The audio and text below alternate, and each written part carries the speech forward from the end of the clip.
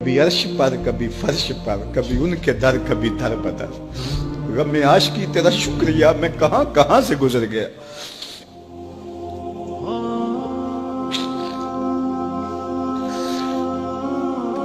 یہ میری خوش قسمتی کہ میں حضور کا امت ساری زندگی اس کا شکریہ ادا کرتا رہوں تو کہ شکر ادا۔ ہم حضور کے امتی نبی انتظار کرتے رہے، نبی منتظر رہے۔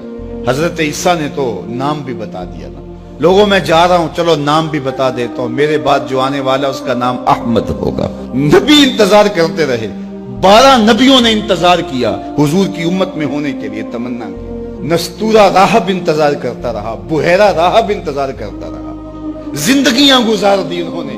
سلمان فارسی کی کہانی سن لو، مجوسی کے بیٹے تھے، حق کی طلب میں نکلے، باپ نے گھر سے نکال دیا، ایک پادری کے پاس جا کے رکے، زندگی بھر اس کی نوکری کی۔ جب اس کا آخری وقت آیا اس نے کہا میری تدفین کے بعد غموریا چلے جانا، وہاں کا پادری خدا رسیدہ ہے، تجھے اس سے کچھ مل جائے گا۔ کہتے میں وہاں سے غموریا آ گیا، پھر اس پادری کی ساری زندگی خدمت کی۔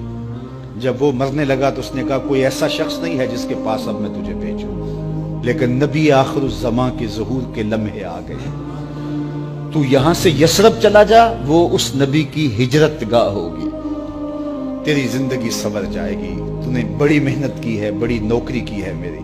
کہتے میں نے اس کو کہا کہیں ایسا نہ ہو میں دھوکہ کھا جو مجھے کوئی نشانی بتا دے۔ اس نے کہا 3 نشانیاں ہیں، ایک صدقہ نہیں لے گا، دوسرا ہدیہ رد نہیں کرے گا، تیسرا 2 کندھوں کے درمیان مہر نبوت۔ کہتے میں نے اس کی تدفین کی، یثرب کی جانب جاتے ہوئے ایک قافلے میں شامل ہو گیا، انہوں نے مجھے پکڑ کے اپنا غلام بنا لیا، لیکن میرے پہ مہربانی یہ کی کہ مجھے بیچا جا کے مدینے میں۔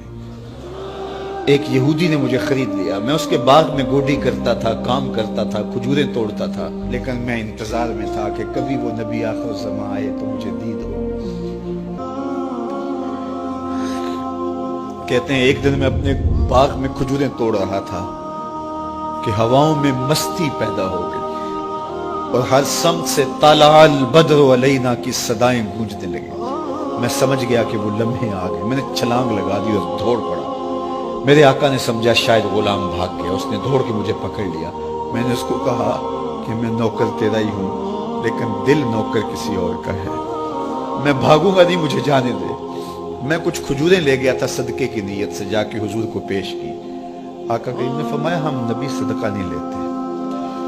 کہتے ہیں نشانی ایک پوری ہوگی، کہتے ہیں کہ میں کچھ دنوں کے بعد اور کھجوریں لے گیا اور میری نیت ہدیہ کی تھی، میں نے پیش کی، حضور نے قبول فرما لی۔ لیکن میں بھی کہتا تھا تیسری نشانی بھی پوری ہو لے تو پھر مانوں گا، اور وہ کیا تھی؟ 2 کندھوں کے درمیان مہر نبوت۔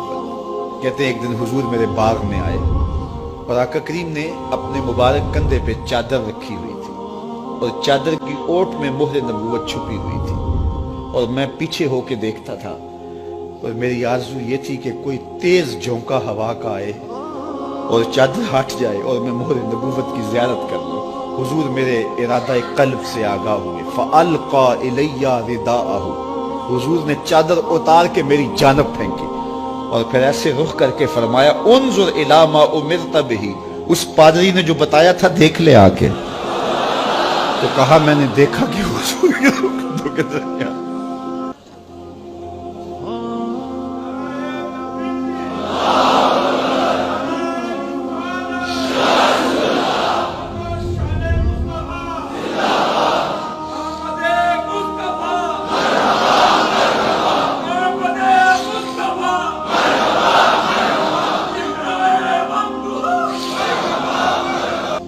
ہم نے تو کوئی انتظار نہیں کیا نا، ہم نے تو کوئی دکھ نہیں سہا، ہم سوئے تھے مقدر جاگ اٹھے۔